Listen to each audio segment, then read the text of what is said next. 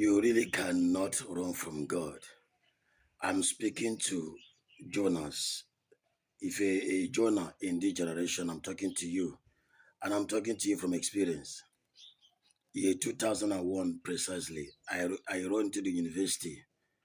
Prior to then, I've been observing that I had a call of God on my life, but I wasn't sure. God began sending people to me, telling me that my academic pursuit isn't what I was to focus on. It was just a means to an end, that He has mapped out a work for me to do. I didn't listen. Over the years, only God knows how many.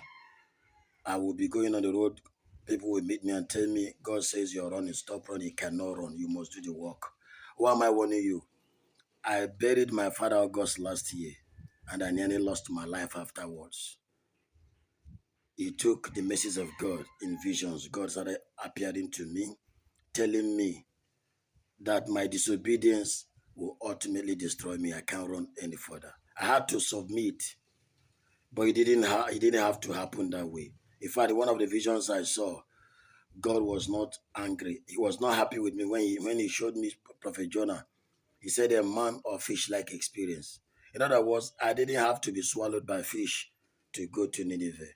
Why am I doing this video? I was watching a guy this morning on Omega Fire. Apostle Suleiman was ministering to.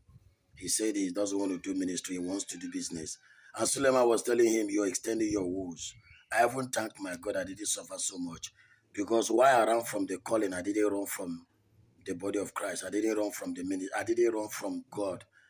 I was in fellowship with His word, but I just didn't want to answer because I know what it means to answer that call.